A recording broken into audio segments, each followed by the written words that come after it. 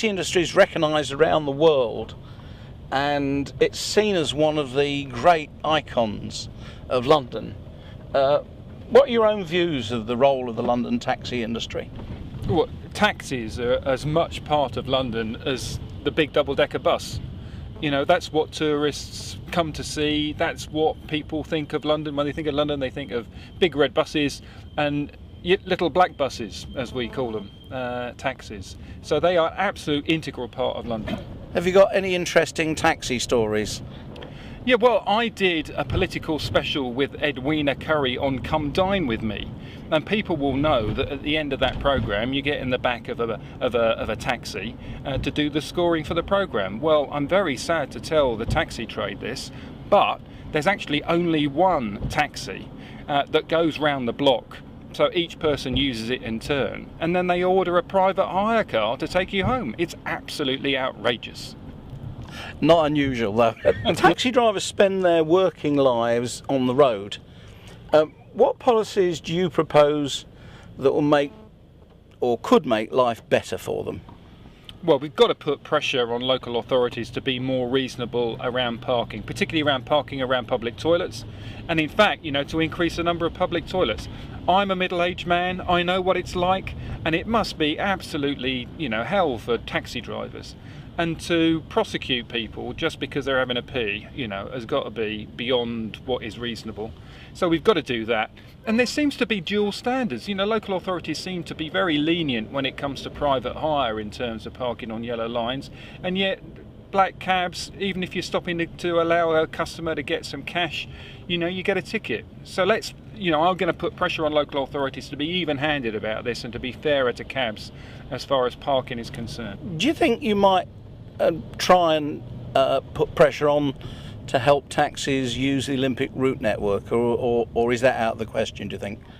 Well, we've been quite clear. The Liberal Democrats at the London Assembly, Caroline Pidgeon, my candidate for Deputy Mayor, has been pressing Boris Johnson to try and get cabs access to the Olympic routes, and we will continue to press for that. And if I become Mayor, taxis will be able to use the Olympic routes. Many cab drivers complain to me that they think there isn't enough enforcement about illegal touts. What would you do about this, if anything? And what do you think of the subject of pedicabs? Well, I think there are some great places where pedicabs can be used. Unfortunately, they're all in Asia.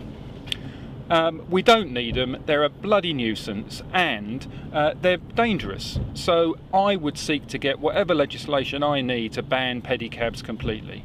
And as far as applying for hire is concerned, I mean, what is the point of doing the knowledge, of having, you know, very regulated vehicles if the only difference between, you know, a private hire and a licensed taxi is applying for hire, and yet the police don't enforce and TfL don't enforce touting minicabs. We have got to enforce that rule, otherwise there's no point in having the distinction between the two types of vehicles. Do you see the taxi industry as part of the public transport infrastructure?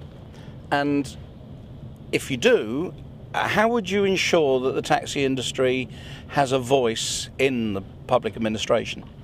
Well, the fact that there are taxis that you can actually go out and hail on the street means, thankfully, that thousands of Londoners don't have to bring their own private cars into London, because it would be gridlock if they do.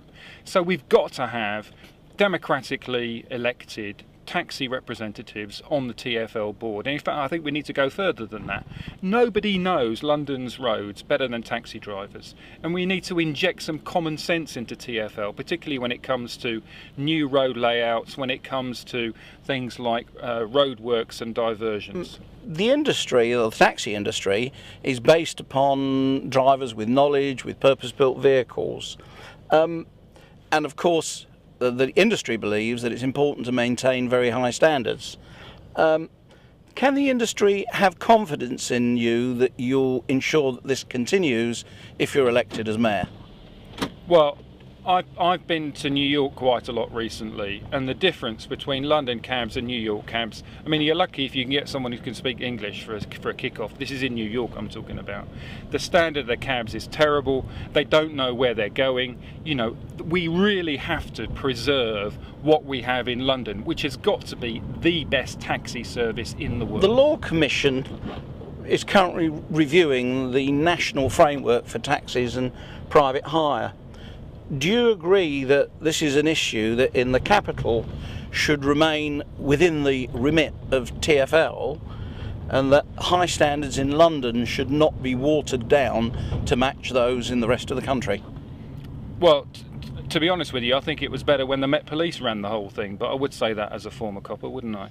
But no, I mean, there is no problem in London. The system isn't broken. We don't need to fix it. Thanks very much. Take your commission elsewhere. Ken Livingstone once said that London's traffic lights are set to deter traffic from coming into London. Is there a possibility you'd take a more positive approach to ensuring that traffic flows? I take my favourite stretches from Thornton Heath coming up to Streatham Hill.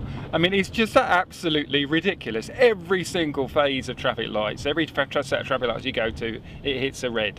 No, I mean, what we've got to do, we don't want to encourage private cars into central London, but we have got to make sure taxis and buses run to time and can get to their destinations quickly. So if anything, we should try and get more bus lanes where taxis can use, with priority lights to make sure that the taxis and the buses can get through and hold back the private Brian, how would you deal with London's need for greater airport capacity? Well, for a start, they say they need more flights to emerging markets like India, China and South America. Well, they should do what BA are doing. You know, they've cut back on a few of the European flights, and they've got 3 more flights every week to Rio, as an example. But, you know, it's not terminal capacity. The new Terminal 2's coming online. That's going to be able to handle an extra 2 million passengers every year at Heathrow. And we're getting much bigger planes now. We've got the Boeing Dreamliner, we've got the Airbus A380. They can carry far more passengers than even the existing jumbo jets. So if you want more passenger capacity, you need to replace some of the smaller planes with some of these monster planes. Is there anything else you'd like to add? Any statement you'd like to make, not just to the taxi trade, but to Radio Taxi's customers? What I would say is, you know, we're tired of the same old. The last 2 people have had a go. Taxi drivers that talk to me say they were fed up with Ken, and now they're fed up with Boris. Well, now it's time for Brian Paddick. Brian, thank you very much indeed.